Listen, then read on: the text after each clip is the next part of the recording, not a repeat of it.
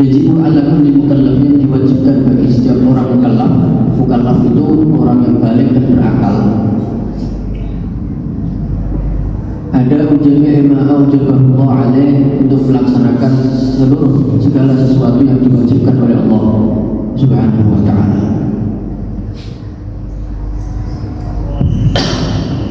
Dikatakan ala kulli mukallaf, kewajiban itu bagi orang yang balik dan berakal dalam melaksanakan perintah Allah Subhanahu wa ta'ala, meninggalkan larangan Allah. Itu kewajiban itu bagi orang yang sudah mukallaf, sudah balik dan berakal. Adapun jadi mukallaf itu adalah balik dan berakal. Adapun seseorang yang belum balik, masih kecil, dia belum sampai belum balik, maka belum ada taklif di situ, maka dia belum diwajibkan, belum ada kewajiban untuk melaksanakan perintah Allah Subhanahu wa ta'ala. Begitu juga seseorang yang tidak berakal, orang yang gila misalkan, juga tidak ada kewajiban untuk melaksanakan perintah Allah. Dan ketika dia meninggalkan sholat, tidak dihitung dosa, tidak dihitung meninggalkan sholat, karena dia tidak mukallaf. Siapa mukallaf? Orang yang balik dan berakal.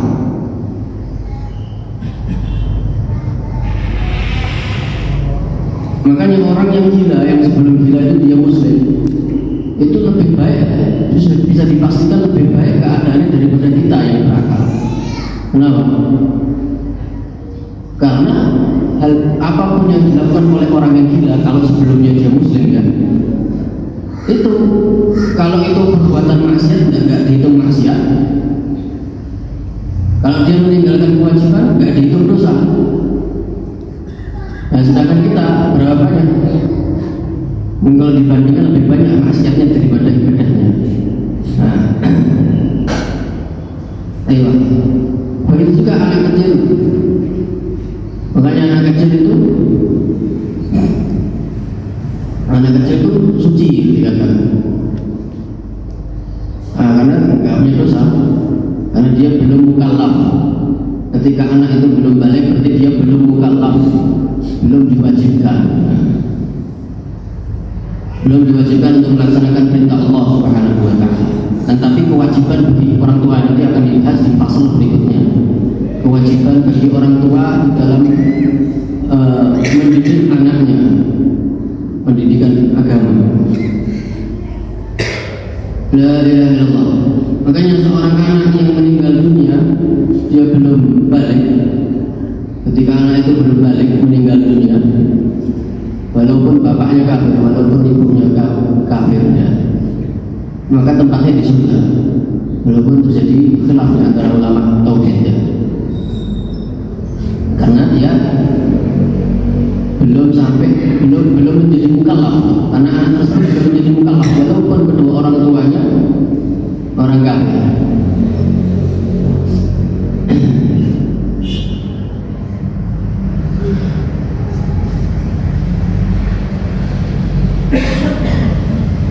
Orang-orang yang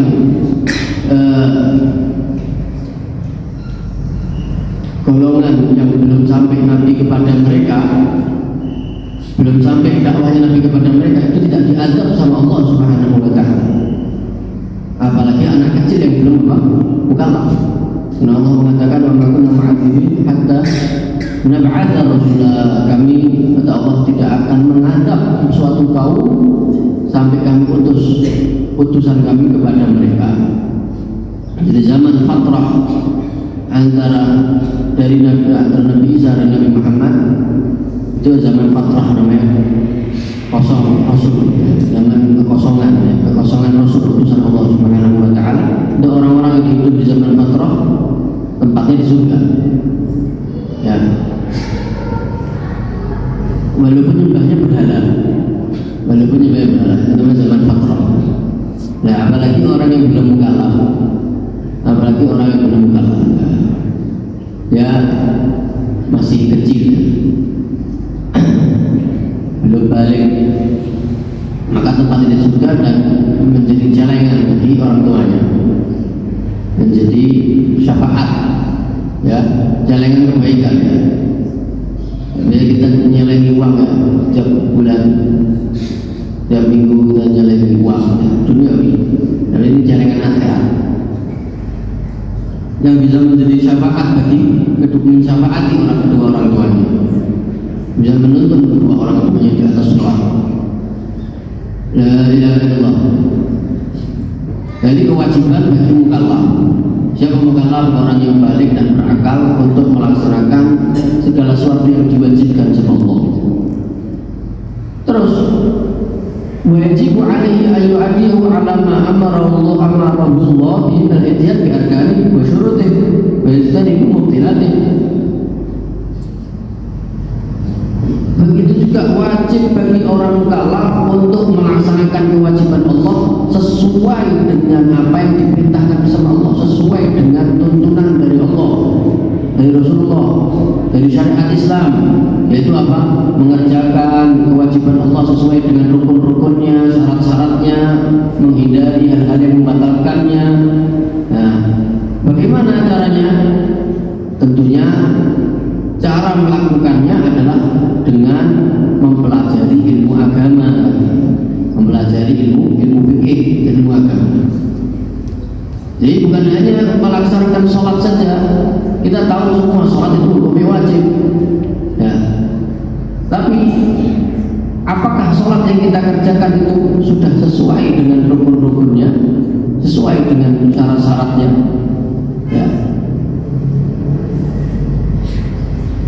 Harus kita wajib bagi kita untuk mengerjakan sholat sesuai dengan tuntunan daripada agama, daripada syariat, yaitu dengan memperhatikan rukun-rukun dan syarat-syaratnya, dan hal itu bisa kita lakukan apabila kita belajar talabul ilm, belajar ilmu agama, belajar khususnya ilmu fikih, ilmu ibadah, fikih ibadah.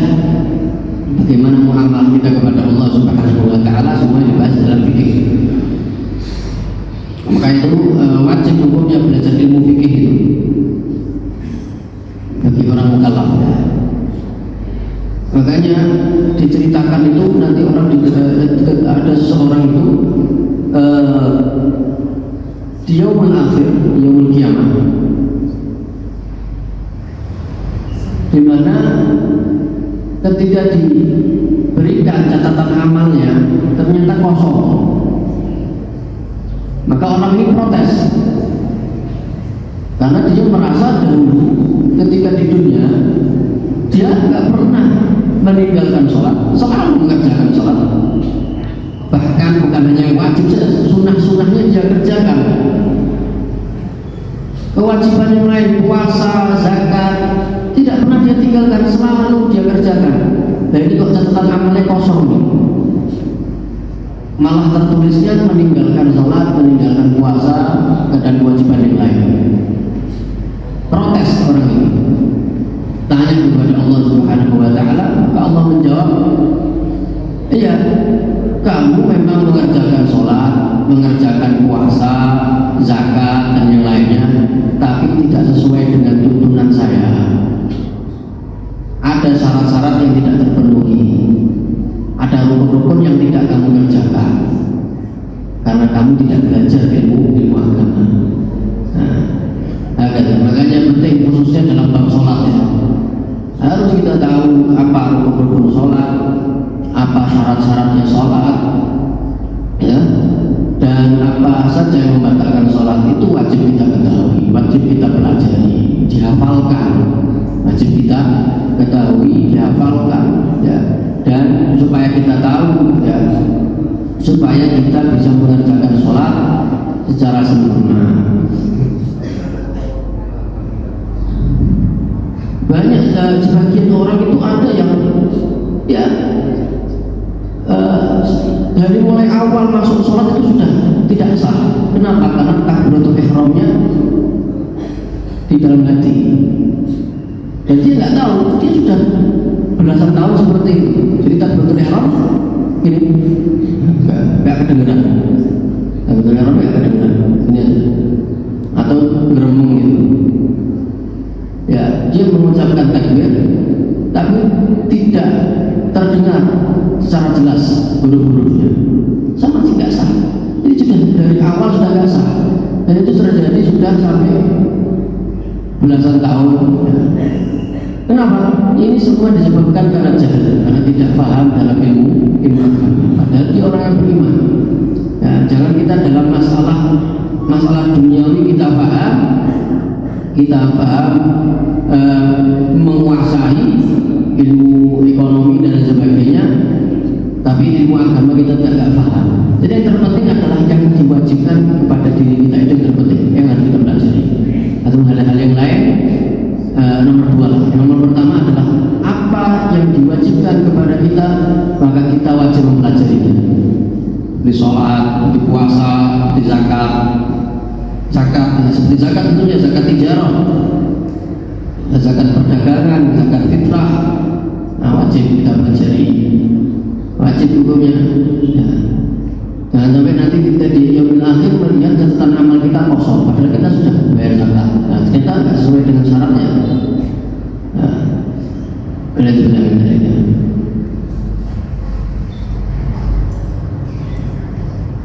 Allah la ilaha illallah.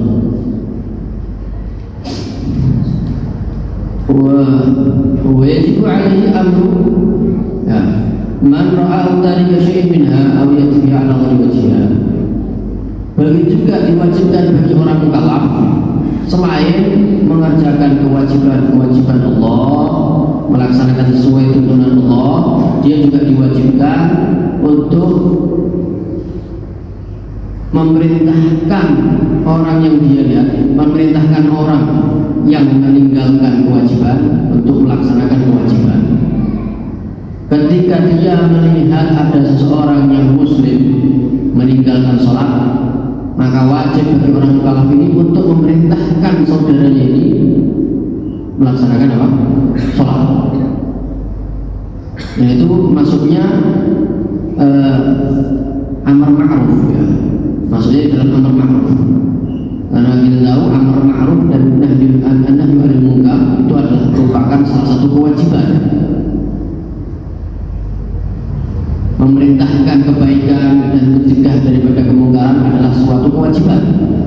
Bukan hanya kepada anak kita, saudara kita, istri kita, siapapun saudara kita yang muslim. Kita wajib untuk memerintahkan kebaikan. Kalau kita melihat saudara kita ada yang salah di dalam melakukan kewajiban, ada yang kurang benar, misalkan dalam wudhunya, ya, dalam wudhunya misalkan kurang benar, wajib kita arahkan, kita bimbing, ya, kita ajarkan apa yang menjadi kewajiban di dalam wudhu, ya, supaya saudara kita itu melakukan kewajiban itu secara sempurna. Karena wudhu adalah salah satu syarat di dalam mengerjakan sholat. Ya, kalau wudhunya nggak sah, maka sholatnya tidak sah. Begitu juga dalam hal-hal yang lainnya.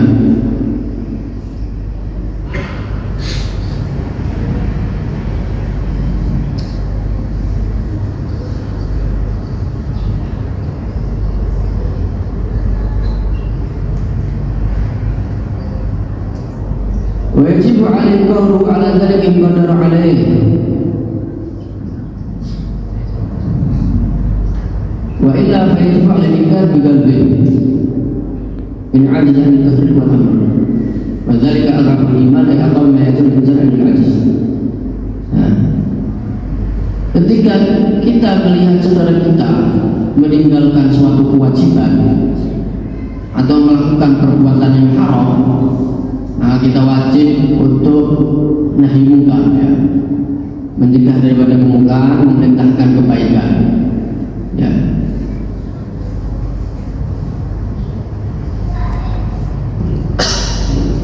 Yaitu langkah yang pertama adalah dengan kekuasaannya, ya. Jadi kita mencegah kemungkaran itu, menghilangkan kemungkaran dengan kekuasaan kita. Ketika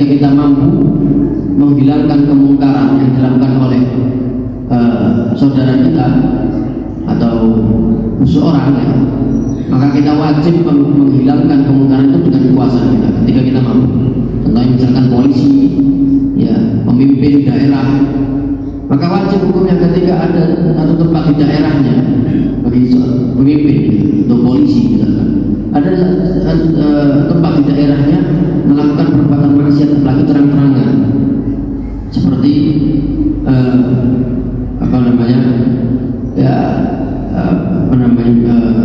minum-minuman keras dan sebagainya ya. Dan melakukan dalam terang-terangan ya. Seperti misalkan dangdutan itu ya sampai bisa beradu laki perempuan ya, membuka auratnya, memamerkan auratnya. Ini adalah perbuatan maksiat yang dilakukan secara terang-terangan yang kita anggap sebagai adat ya. Ini kita anggap adat ini dangdutan ini, tapi adat ini menyalahi syariat, tidak boleh. Adat itu diperbolehkan, adat istiadat itu diperbolehkan, tapi kalau selama melanggar syariat harus kita tinggalkan. Nah sekarang apa-apa dangdutan ini, acara khitanan dangdutan, acara perkawinan dangdutan, acara ya, tidak menyebabkan keberkahan ya. Bagaimana kita lebih memilih adat ya daripada syariat. Adat selama tidak menyalahi syariat boleh-boleh saja, tapi kalau sudah menyalahi syariat maka wajib kita menghindarinya. Bacalah di situ maulid, burdah, ya. Maka itu akan memberikan keberkahan dalam setiap acara. Ya. Kalau mampu menghilangkan kemungkaran dengan tangannya, maksudnya kekuasaannya, wajib. Gak boleh diem, gak boleh dengan lisan. Kalau dia mampu dengan kekuasaannya, berhentikan karena dia punya kuasa, pemimpin wajib untuk menghilangkan dengan kuasa. Kalau tidak, dia akan berdosa. Kalau dia tidak mampu, dia orang biasa, ya, tapi dia bisa mencegah kemungkaran dengan lisannya, nggak bisa dengan kekuasaannya, dengan tangannya, tapi dengan lisannya, maka wajib dia memerintahkan. Misalkan dia seorang public figure, dia ulama, misalkan, ya, dia orang kiai, misalkan. Ketika melihat ada kemungkaran, wajib dia mencegah kemungkaran dengan lisannya. Yang mengatakan ini adalah batil, ini adalah melanggar perintah Allah Subhanahu wa Ta'ala. Barulah ketika tidak mampu untuk mencegah kemungkaran baik dengan kekuasaannya ataupun dengan lisannya, karena melihat misalkan ini adalah orang yang sangat berbahaya, ketika dikasih nasihat akan membahayakan, manfaatnya lebih besar, misalkan akan membahayakan dirinya, membahayakan nyawanya, membahayakan keluarganya, maka paling minimal di dalam mencegah kemungkaran ini paling minimal adalah mengingkari dengan hati, dan ini wajib hukumnya. Ini paling minimal. Dibagi setiap orang muslim, orang yang mukallaf itu wajib nahi mungkar, wajib amar ma'ruf dan wajib nahi mungkar. Ya, wajib mencegah kemungkaran. Bagaimana dengan yang disebutkan sama Nabi ada tiga langkah. Langkah yang pertama, ketika dia mampu dengan kekuasaannya, wajib menghilangkan dengan kemampuan sesuai dengan kemampuannya. Kalau ketika dia tidak mampu dengan kekuasaan, wajib dengan lisannya. Ya, fa'ilam yastatik fa biqalbihi. Kalau dia tidak mampu dengan kekuasaannya, dia bukan seorang penguasa, pemimpin, dia bukan seorang ulama, dia tapi ditahu ini hukumnya haram, ya, gak bisa dia mencegah. Misalkan kalau dia memberikan nasihat akan manfaatnya lebih besar, ya, maka minimal harus ada pengingkaran di dalam hati. Kalau nggak ada, dosanya.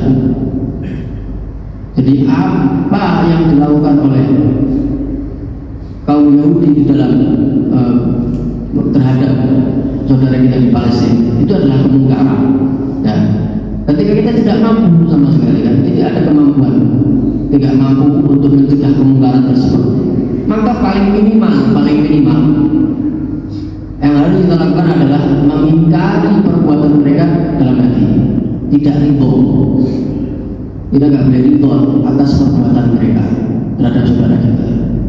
Kalau kita ada keribuan, ridho dalam hati kita, berarti kita ikut serta di dalam perbuatan dosa yang mereka lakukan. Mereka dibilang kita.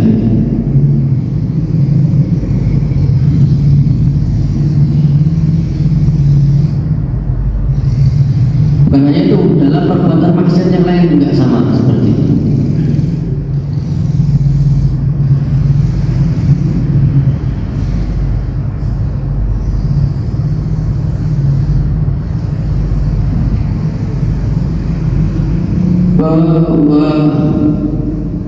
ويجب ترك جميع المحرمات ونحن مرتكب بها ومنعه ظهرا منها إن قدر عليه وإلا وجب عليه أن ينكر ذلك بقلبه. Ya, wajib pada akhirnya ketika dia tidak mampu sama sekali untuk mencegah kemungkaran, menghilangkan kemungkaran baik dengan kekuasaannya ataupun dengan lisannya, maka paling minimal adalah dengan hatinya. Ya, mengingkari di dalam hati, tidak ridho atas perbuatan maksiat yang dilakukan oleh seseorang manusia.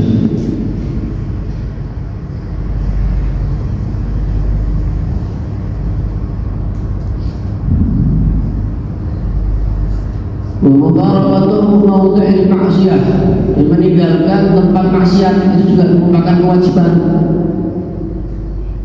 Meninggalkan tempat maksiat.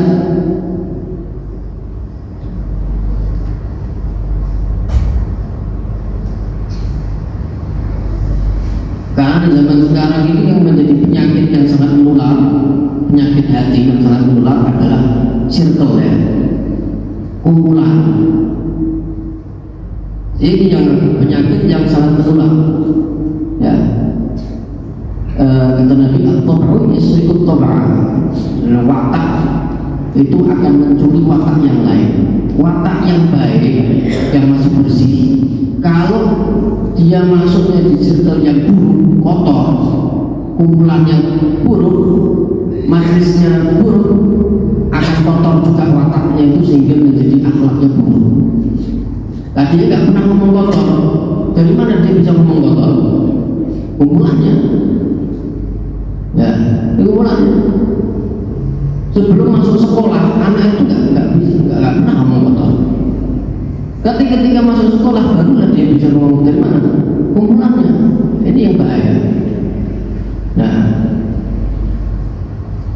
khususnya di dalam anak-anak kita, ya, harus kita perhatikan kumpulannya. Walaupun sulit, wajib kita perhatikan untuk keberhasilan anak kita. Keberhasilan anak itu bukan bisa mendapatkan gelar sarjana, S3, sampai doktor, sampai ke luar negeri. Ketika anak kita memiliki akhlak yang baik, sifat yang baik, adab, inilah keberhasilan terhadap anak. Bukan ilmu yang banyak, tapi akhlak yang mulia, ya, akhlak yang mulia yang dimiliki oleh anak kita, itulah keberhasilan. Itulah hakikatnya keberhasilan. Karena orang yang berilmu tapi nggak punya akhlak, maka percuma ilmunya, akan menjadi saksi yang buruk nanti di akhirat. Tapi orang yang memiliki akhlak yang baik, sudah dipastikan dia akan mengamalkan ilmunya, ya. Dia akan berbuat baik terhadap ilmunya dengan mengamalkan, ya, walaupun ilmunya sedikit, maka akan menjadi manfaat ilmunya, akan menjadi manfaat ilmunya. Jadi itu sangat penting, ya, memperhatikan kumpulan, ya, circle ini, ya. Masuklah di dalam circle yang baik, kumpulan yang baik, majlis-majlis ilmu, ya. Kalau bisa kita ajak anak kita, ya, dan kita perhatikan anak kita di sekolah itu harus diperhatikan, ya. Karena itulah dari mulai awal itu bertumbuhnya penyakit-penyakit yang ganas di dalam hati itu zaman sekarang diawali di dalam sekolah. Awal mulanya di sekolah itu karena kumpulan itu. Allah la ilaha illallah.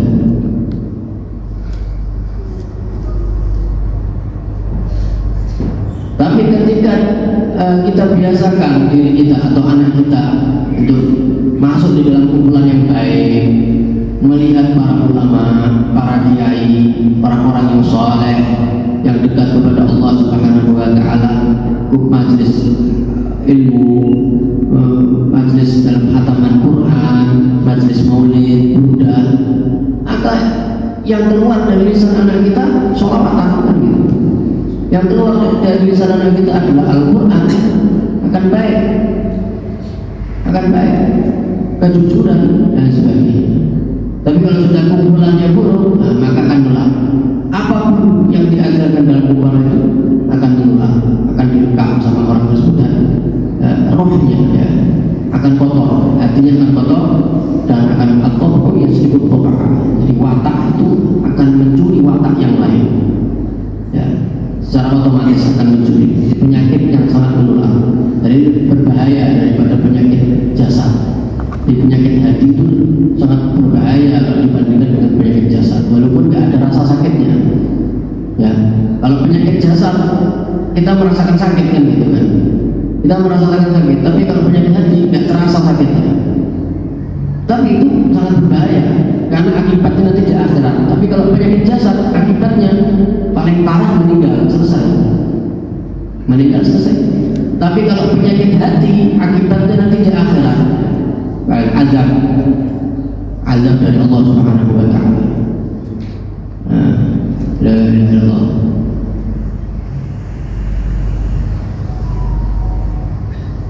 Al-haram ma ta'adda Allah murtakibahu bil-iqab wa wa'ada dzalika bil-thawab. Perbuatan yang haram, kata beliau, adalah segala sesuatu yang orang yang mengerjakannya maka akan mendapatkan azab dari Allah Subhanahu wa Ta'ala, dan orang yang meninggalkannya karena Allah akan mendapatkan pahala dari Allah. Di perbuatan yang haram, ketika seorang itu meninggalkan perbuatan yang haram karena Allah, maka dia telah mendapatkan pahala.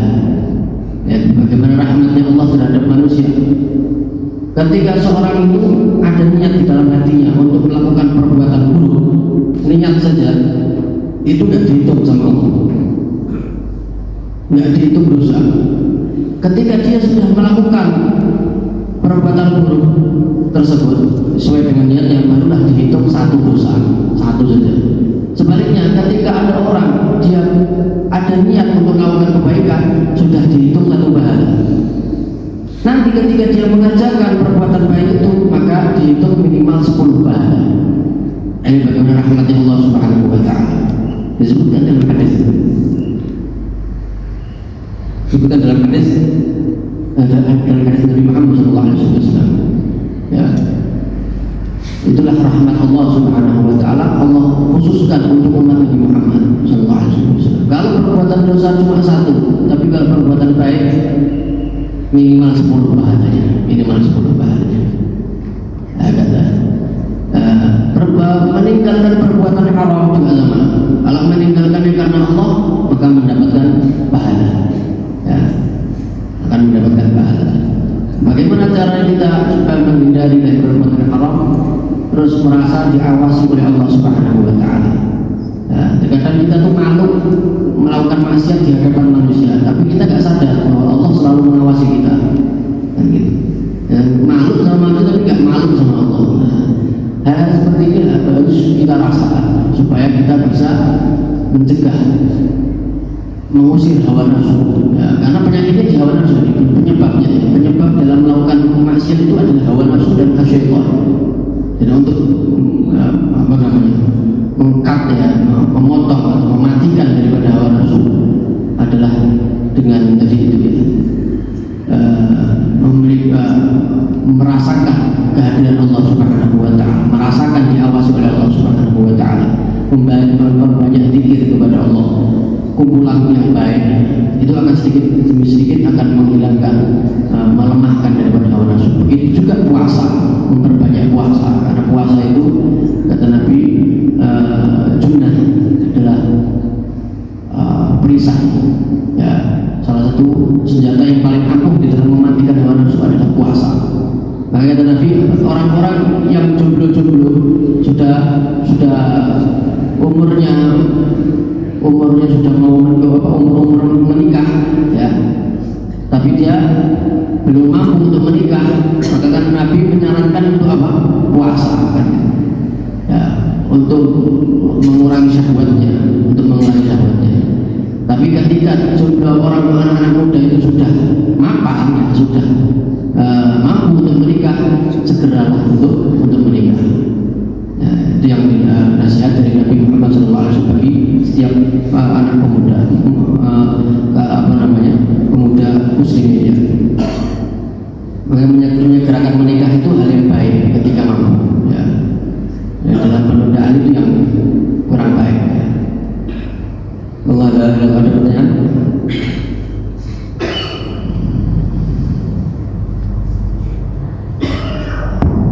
Assalamualaikum warahmatullahi wabarakatuh. Tadi diceritakan kalau anak kecil meninggal itu walaupun anaknya orang kafir dia masuk surga. Tapi kalau anak kecil itu yang meninggal ada yang sebelum lahir meninggal atau masih urut balik meninggal, itu kalau orang Islam itu kan dia nanti di surga menunggu orang tuanya, kan biasa gitu ya, menunggu orang tuanya menjemput di surga, di pintu surga.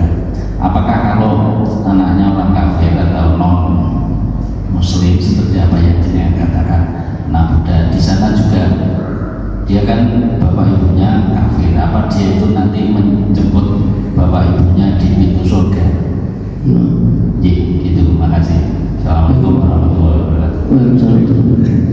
Ya, benar terjadi perbedaan pendapat antara ulama tauhid mengenai anak yang meninggal sebelum balik. Ya, sebagian mengatakan itu masuk surga, min ahli jannah. Ya, anak yang meninggal sebelum balik itu min ahli jannah. Sebagian mengatakan seperti itu, walaupun kedua orang tuanya orang kafir. Ya, sama seperti ahli fatrah tadi. Ahli fatrah walaupun sudah dewasa menyembah berhala masuk surga. Ahli fatrah itu. Ya, Allah mengatakan bahwa kunna mu'adzibina hatta nab'atha rasulah. Ahli fatrah, masa kekosongan Rasul di antara Nabi Isa dengan Nabi Muhammad itu kan ada masa kekosongan, nggak ada dakwah, nggak ada risalah, ya, nggak ada dakwah dari nggak ada Rasul yang diturunkan oleh Allah. Itu masa fatrah namanya. Memang kalau seandainya dua orang tuanya muslim, dia akan menjadi celengan, ya, nanti di akhirat anak tersebut. Tapi kalau kedua orang tuanya non muslim, ya, ketika dia meninggal dalam keadaan kafir, ya nggak bisa, nggak ada yang bisa menolong dia, tidak ada yang bisa menolong dia, karena sudah janjinya Allah Subhanahu Wa Taala. Ya, orang yang meninggal dalam keadaan kafir, tidak beriman, maka tempatnya di neraka selama-lamanya. Wa'idzubillah min dzalik. Makanya pentingnya iman ini. Nah, mudah-mudahan kita dijaga iman kita, meninggal dalam keadaan iman, dalam keadaan husnul khatimah. Amin ya rabbal alamin. Lagi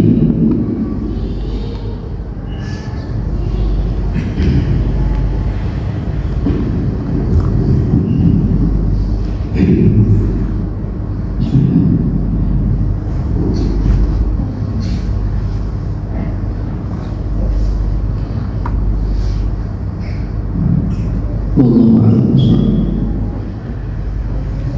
Bagaimana menurut Anda bersama Allah Taala Taala? Bifakihna bidina rizqina wa rizqina subhana wa fidrubana fa'ala bala wa barakatuh baik pada masjid al-ma'mur al-ibad ikhtimna bihasan wa ta'ala ala man asrafna wa tasalluna hadrat nabi Muhammad sallallahu alaihi wasallam